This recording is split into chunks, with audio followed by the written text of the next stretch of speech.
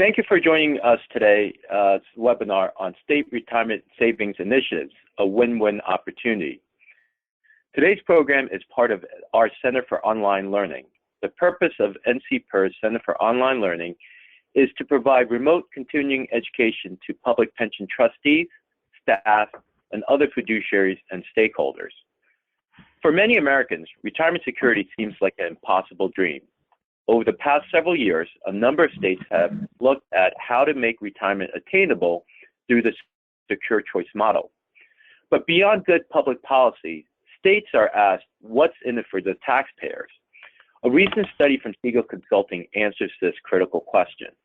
In today's webinar, we will provide the current status of secure choice plans, then do an overview of Segal's analysis on Medicaid savings, and go over key considerations for states looking to embark upon expanding retirement access for private sector employees who currently do not have access to an employer-sponsored plan.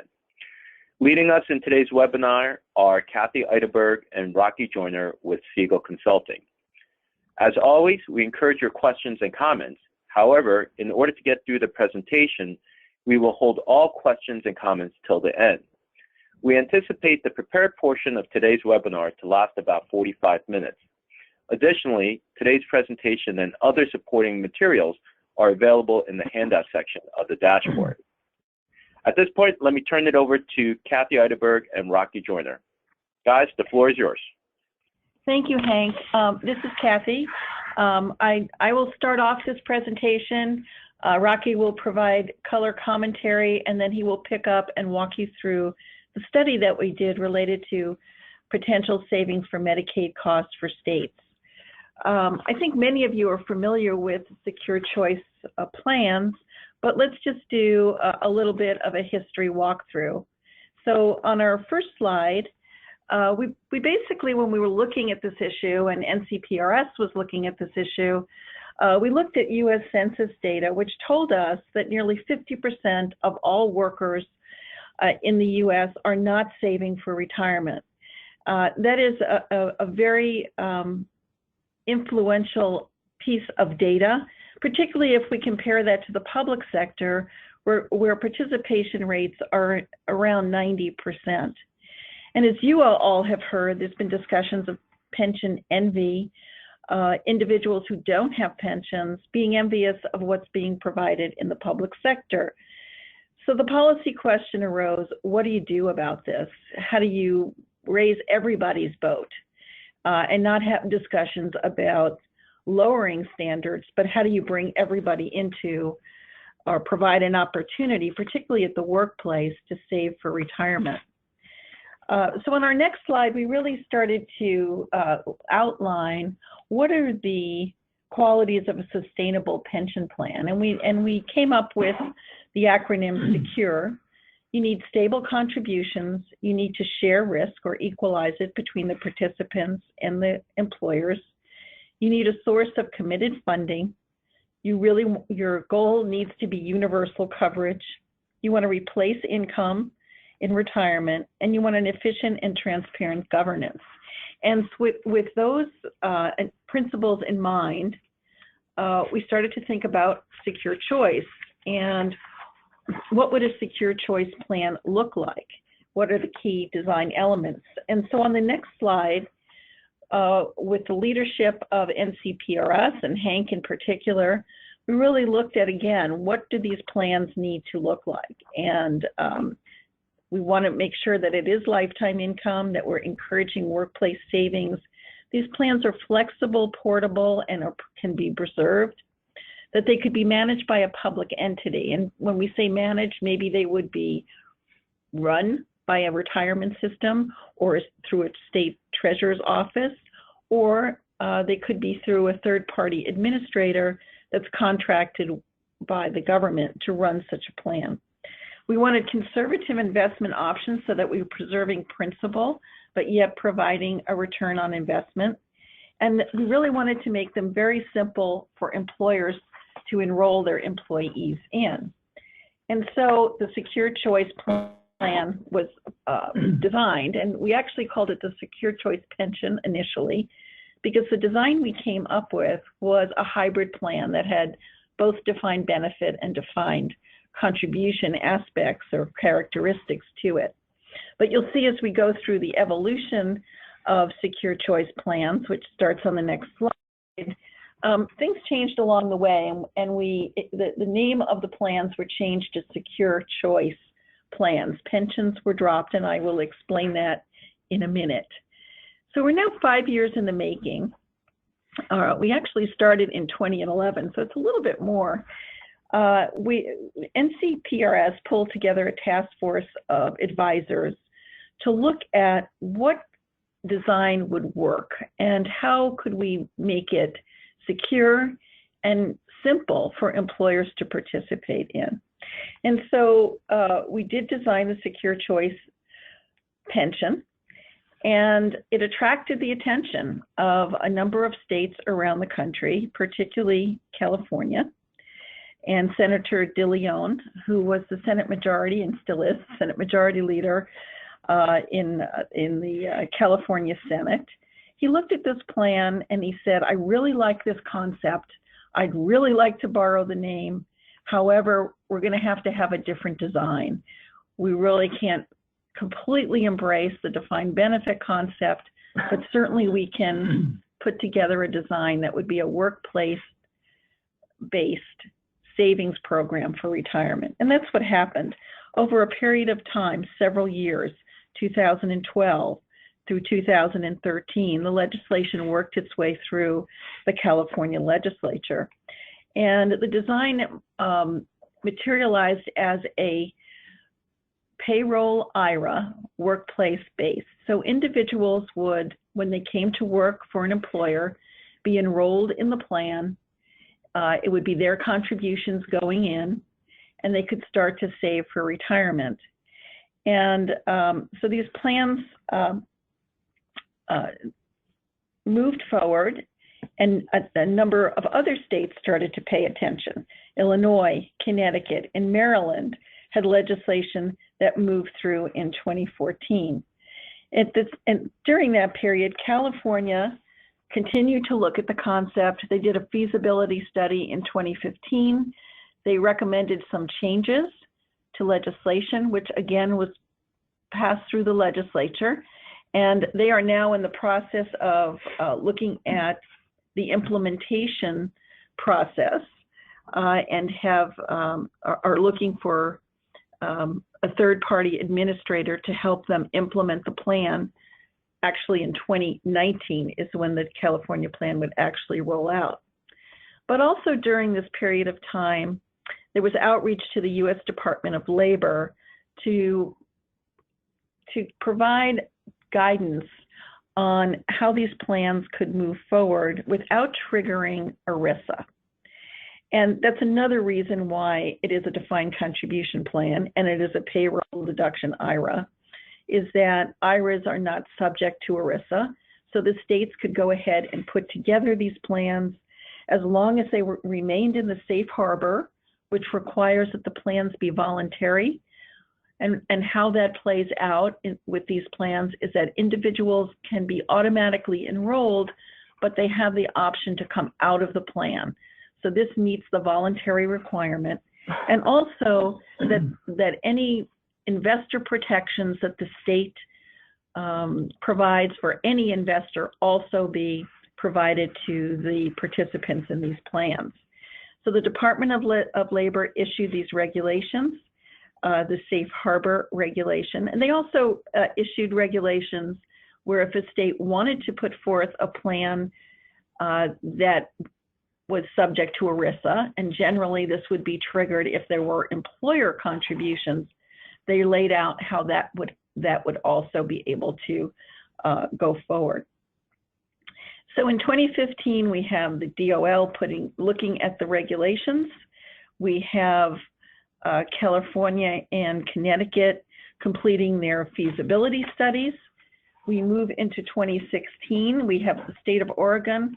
Legislation was passed to go ahead and implement a plan, no feasibility study required. They started their implementation process, which is on their plan, which is now called Oregon Saves. And Oregon is likely to be the first entity to have a plan up and running. Their first dollar in is scheduled to be July of this year, July 1st of this year. And Maryland passes legislation as well. And then the Department of Labor puts out their final regulations at the end of 2016. Illinois has legislation passed and starts to move into their implementation process. And then we come to 2017. And we have some congressional action related to the regulations that DOL has put out. And we start to learn about a kind of arcane piece of legislation called the Congressional Review Act. And the CRA permits Congress to overturn regulations within 60 legislative days issued by any agency of the government. And all of a sudden, there is a tension on the DOL regs that were finalized at the end of 2016. Two resolutions are introduced, one to overturn the regs for municipalities, one to overturn the regulations for states. At this time, the municipal regulations have been overturned by both houses of Congress. The bill has not yet been signed by the president, but it is expected to be signed. For the state plans, the regulations were overturned in the House, and they're still pending in the Senate. And there's a lot of activity right now to convince the Senate to let the clock run out, which would be around May 9th. That will be the 60 legislative days, and to let the state regulations go through. And you know, we're continuing on working on that effort. And Hank, I don't know if you want to make any comment as to the status of those efforts. Yeah, so, you know, NCPERS, this is one of our top legislative efforts for 2017. We have a number of Senate meetings set up for this week to try to convince senators to, you know, not vote for this Congressional Review Act. And so, you know, stay tuned. Hopefully we'll have some good news by this time next month. Thanks, Hank. And I think it's also important to note that even if the regulations are overturned, that the regulations were really clarifications of existing regulations, and the plans intend to move forward. Oregon, Illinois, Connecticut, Maryland, with their plans, particularly those states that have legislation already passed. And we'll talk about some other states that have regulations, legislation pending as well. So the next slide just shows you in a map form the states that have enacted and are in the process of implementing secure choice plans. And the next slide shows you states that have created what are called marketplace websites. And basically what these are, and it's New Jersey and Washington, there are websites that individuals can go to, and there are approved plans, retirement plans, the state has looked at and approved that individuals can contract with those vendors in order to start a retirement savings. And generally, these can also be done through a payroll deduction with automatic contributions going to the vendor. On the next slide, we have just a summary of where a lot of these plans are right now. And you can see that, you know, generally the plans are payroll deduction IRA formats, other than New Jersey and Washington State. I should also mention Massachusetts, that has a plan that has been enacted, which is a 401k plan for very small not-for-profits, but it has not yet been implemented. It's approved, but they have not opened the plan yet. They're still working on the design. But you can see it's generally for smaller employers, you know, not smaller than 5, not greater than 100. And over time that would change and grow. But initially, it's really for smaller employers that are not yet offering a retirement savings program. They are work-based except for the exchanges, the marketplace plans. Feasibility studies are either underway or are not required. That's the independent analysis line. They're auto-enrollment in most cases, except for, again, the marketplace plans. And when I say auto-enrolled, remember, the employer is required or mandated to enroll their employees, but the employee has the option to come out of the plan at any time in most of these designs going forward. Some of these plans also have auto escalation, so the contribution may start at 3, but the goal is to move people to 5 or 6% over a period of time. The investments are very conservative investment, target date funds, using particularly, possibly the federal government's MIRA program as well, which is a program that has no fees at all, has a guaranteed rate of return, and conserves principal as well. So there are a number of very conservative investments that are being looked at in order to make these plans conservative and safe. And then you can see the current status as to where they are. California is moving forward, signed into law. They are in the process of looking for an administrative consultant to help them get the plan up and running by 2019. Connecticut is also moving forward. Their plan is to go live sometime in 2018. Illinois is looking to have their plan up in 2018 as well. Maryland is just starting. They have a board. They're looking at their options, but are just in the beginning stages. New Jersey's marketplace plan is in process, not up on the web yet. Oregon, as I said, the furthest along, first dollar in expected to be July 1 of this year, and Washington State has launched their marketplace website as well. There are a number of states just in the last week or so that have announced that they have task force, they have legislation that would create task force to look at the whole issue of retirement security. Hawaii and Nevada, and also Vermont, which is moving through a process, a little bit different approach that they're taking in Vermont. The concept of a multiple employer plan, it would be a 401k plan. It would take in employer contributions, and so therefore would be under ERISA. It would be voluntary for employers to contribute. It is part of a larger economic development piece of legislation. It has passed the Senate, and just last night it passed one of the House committees. It goes back to the House Commerce Committee later this week, and then to the House floor. And the treasurer, who is Beth Pierce, is confident that it's going to move forward. And it would be the first of a multiple employer plan for a secure choice approach. So we're all watching it with a great interest. One other thing on the design, Kathy, a lot of these groups are looking at annuitization after retirement, so that you can't just take the lump sum that's in your IRA and dissipate very quickly. The idea would be to annuitize the amount so you have lifetime income. Exactly. So, and one of the key principles on the initial design.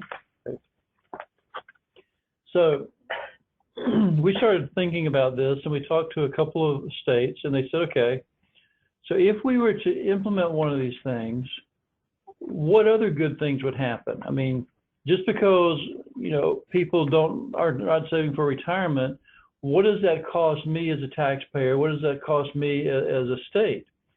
So on page 10, slide 10, we're looking at, consider the following. As noted earlier, half of all full-time workers are saving nothing for retirement. Let's just be blunt. They're saving nothing for anything. So there are no savings for half of the full-time workers. If these workers reach 65 and only have Social Security as their retirement income, just Social Security will throw many of them below the eligibility limits for low-income services. And these services cover a broad range of things. They cover things like housing, food supports, transportation costs, and other things, including Medicaid. Now, depending on your particular state or your particular locale, they may have other services. But one of the biggest items in all of these state budgets is Medicaid. And it's one of the fastest growing budget items. And it may be that one of the reasons it's growing so fast is because people are retiring without adequate sources of income. So we proposed a hypothetical model to say if a state were to implement an SCCP type retirement program and just a handful of people avail themselves of it, what might happen to Medicaid expenditures? And I think everybody knows Medicaid is the fastest growing piece of any state budget. And last year, total expenditures were $500 billion. That's a chunk of change. So if you look on slide 11, we're going to give you the results first. And you see the spectrum of the states. New Mexico is not included because the data for New Mexico was not sufficient to give us any results. But you look at the darkest blue states, there are 15 of them that over the first 10 years of an SCP type program being in place, potentially could save $100 million each on Medicaid expenses. And you note, of course, they're the larger states, California, Texas, Florida. Those are the ones that you would think would be on the list. But Colorado is one that has a very healthy Medicaid budget that this would impact greatly. The other thing you notice is there are some states that have not expanded Medicaid with the ACA programs, and even those states will get a significant impact. The state of Georgia, for example, is upwards of $50 to $100 million in savings that they would have, and they did not expand Medicaid. So states could save big if we move to slide 12. They could achieve meaningful Medicaid savings by creating a work-based retirement savings program, and the key ideas are participation. As noted in the secure elements, the goals would be universal participation. So we need to have a program that just drives people to get into the program. Each state would have to develop their own unique designs. You see the laboratory going in the different states now, Vermont doing something different from Massachusetts, from New Jersey, California, each one designing it for what fits their situation the best. And lastly, you need something that reduces administrative burdens to make it easy for people to save. We do not want to put roadblocks up to prevent them from saving, as we have in certain areas now, particularly for small employers and lower income folks. We want them to be able to save. And then we also want to ensure clear and just friendly communication so you know what you have. And the number of people in this situation, in California alone, the potential is over 7 million active workers could be impacted by a program of this type. On the next slide, we should see a state-by-state analysis of the savings. And look at California, $604 million over the first 10 years of a program in place. Vermont at 9.5 million is one of the smaller numbers on the page, but even that is significant. And you look at all the different ones and the money that could be saved and used for other purposes. How do we come up with this stuff? How can we show you that the numbers we think are viable and really have some meat on their bones? How do we get to the numbers? Oh, so we need to turn the page one more time there. Yeah, Now, the methodology underlying all of this is as follows. We developed a set of full-time workers. We got Department of Census Bureau information about salary by age, and we then took that salary by age information and split it up into groups that we think would be considered full-time employees. So anyone who was under 22, we eliminated them from the study as being either part-time or perhaps in school. And we eliminated anyone with less than $20,000 a year in annual salary as being also part-time employees. We used a Social Security work paper that said the typical Social Security income on average was about 36% of your salary at retirement. And then we estimated how much Medicaid per capita cost by state. And we developed an average Medicaid per enrollee. And then we estimated the state portion using some health and human resource data we got from the Census Bureau. And we used the Kaiser Family Foundation to split it up between over 65 healthy retiree Medicaid cost and separate it out from families and disabled. We want to cover people who are elderly but are not disabled and do not have families because they fall into a different category. We then estimated the 10-year potential Medicaid savings by state. Since all of these programs, or almost all of these programs, are defined contribution in nature, it will take some time before you get the full impact of the changes in place. So we've assumed a gradual expansion of SCP through the years. But even if we assumed a very modest impact of a 1% increase per year for the first 5 years, and then going on to 10 years, the numbers become dramatic because of just the sheer volume of potential people out there that need a retirement program and have nothing at the present time. We believe as these accounts grow and the potential for savings on state Medicare expenditures will increase exponentially. As you get people that are in their 20s and 30s today, saving for a lifetime, they will then be much more self-sufficient in retirement than some of the current workers out there. So what happens? Increased retirement is, we do one more slide. I was just going to say too, one of the things that we always want to remind people about the study is that we're not suggesting that these individuals may never trigger Medicaid, right? But certainly their ability to leverage that program is going to be phased in. So they may for the first 5 years or 6 years or 10 years of retirement be in the Medicare program, but at some point they may trigger Medicaid. And the increased retirement is good for all of society. It allows the retirees themselves to remain an active part of just society in general, going out to eat, going to the movies. They have some income to use. The income from retirement payments has a ripple effect. Studies have shown that it's 2 to 3 times the economic impact from the actual dollars that are paid as a benefit. Also, then, if you can reduce the reliance on social programs, this will free up capital for other needed public projects. So an SCP type program that will make your state tax dollar go further. There was an article just yesterday about a worker in Hawaii wanting to retire, looking for some way to save, but needing a program.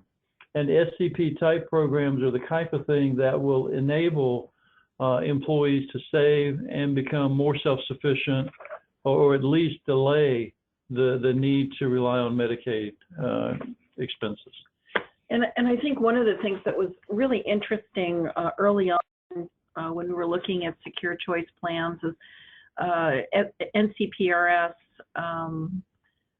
commissioned some research, market research around these plans, and clearly employers embrace these plans. They want them. They want to be able to provide a retirement savings opportunity for their employees. most small employers are just daunted by the rules that are and requirements required to manage their own or administer their own retirement system. So initially it was thought, well, small employers aren't going to like this idea, but actually they love it. And they want to put their employees in it, and they also want to participate. It's a way for them to save for their own retirement. Right. So I think that's when we look at this, these state retirement savings initiatives are a win-win opportunity for all. It works similarly. I mean, the expense is also the thing that drives these small employers out of it. It's complicated, it's expensive, and their employees don't really understand it. So the idea would be, you put these programs run by the state, you make it simple, you keep the options minimal, and then you have some really robust opportunities for growth there. It's just a good all the way around program to do things. So Hank, I think we'll turn it back to you to see if there are any questions or clarifications that we could provide. Great. Thank you, Kathy. Thank you, Rocky. So one question is, what is the argument, or how have states responded to those who say, why does states need to get into this area? The private sector can address this through various IRAs or other savings vehicle currently on the market. Yeah, but that's an interesting question, and it's one we kind of asked ourselves early on. Why isn't the private sector doing this? And what we quickly came to realize is that this is not a market that the private sector has gone after, because it results in relatively small accounts, a number of relatively small accounts. It's an administrative, it's administratively intense, and we found that the private sector was really not interested in this very small market. Now, interestingly enough, as these plans started to take on their own lives, and there were a number of states that were looking at legislation and passing legislation and talking about implementing these plans, we actually saw that there was a lot of opposition to them. And not because it was a part of the market that the private sector was necessarily interested in, but rather they were concerned that other parts of the market, doctors, lawyers, other smaller employers that they are interested in might want to migrate to these plans. We find that probably not to be a reality, because right now, as we talked about, these are work-based payroll deduction IRAs where you do not have employer contributions. So it is not likely that a law firm or a doctor's office is going to want to participate in the plan right now, because it would be a reduction of benefits for their employees. That's not to say that over time these plans may not change or redesign into something different, but it's interesting that there was, really not interest in this part of the market, and now there's actually opposition.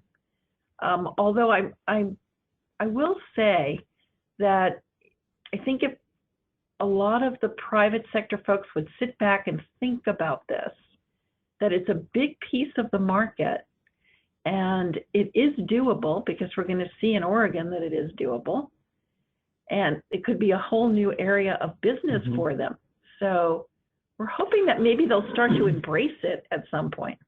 The other thing is, these plans, the SCP plans, are designed to be very simple in nature. They're an IRA savings program for retirement.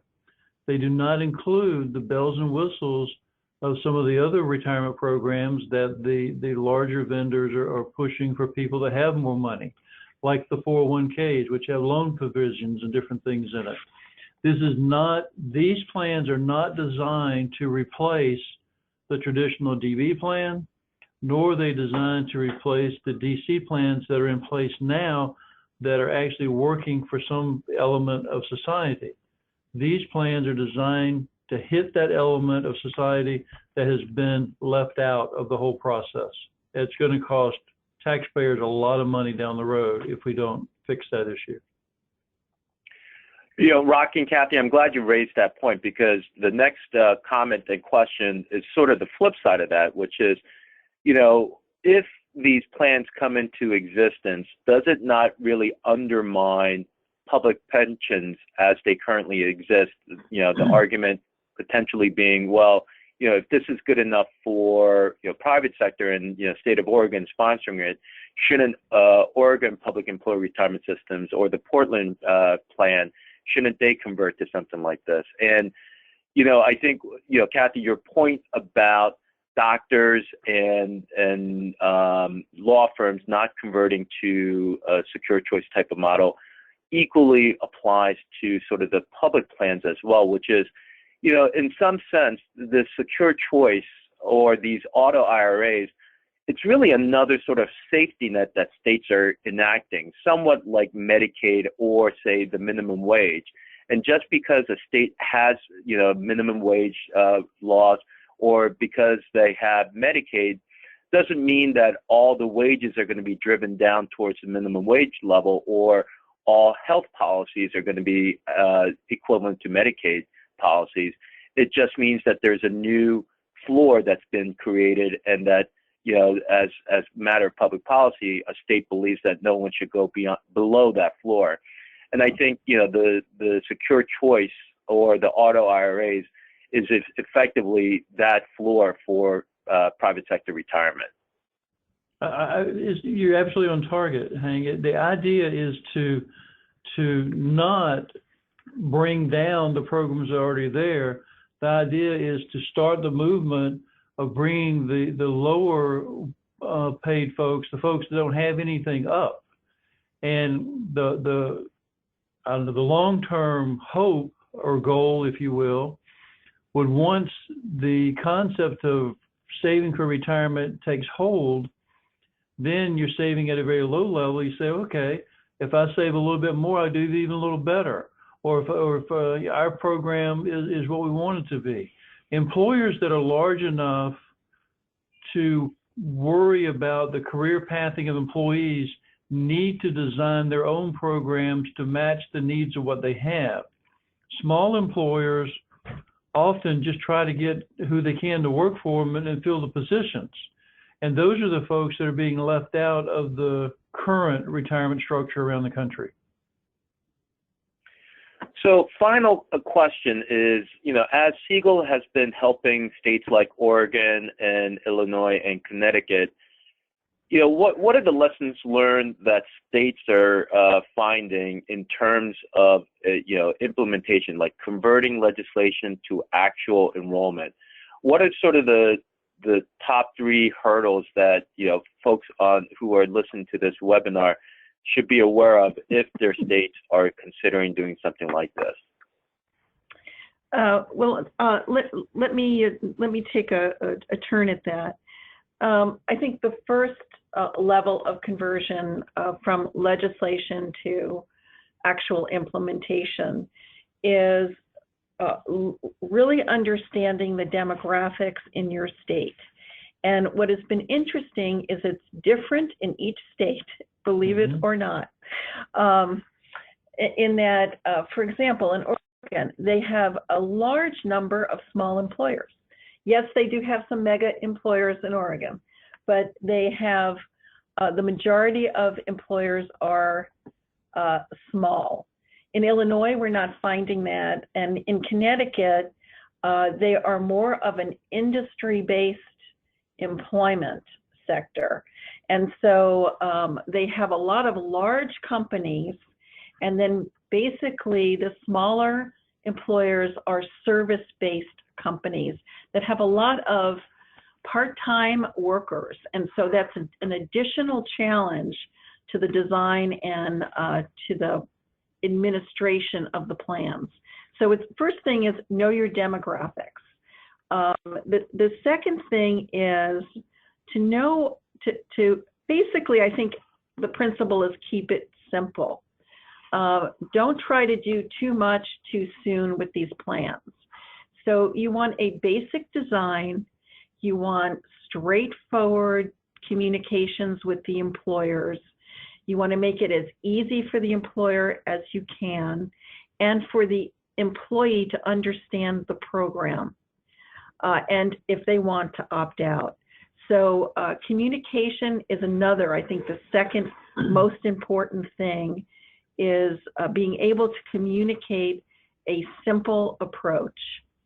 And the third thing is to be nimble, because what we found along the way is as you start to implement, things can change. You learn things along the way. You know, one of the hurdles, if you will, was to find administrative companies, third-party administrators that wanted to be attracted to this business.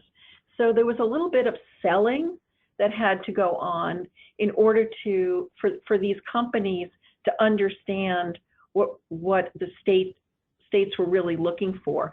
I think that group of vendors, third-party administrators, is now out there. They understand it, they get it, they're working with the states, and it's going to be a new line of business, if you will, for a number of these vendors. So, you know your demographics, keep it simple and communicate, and be willing to be nimble and make adjustments along the way. Great.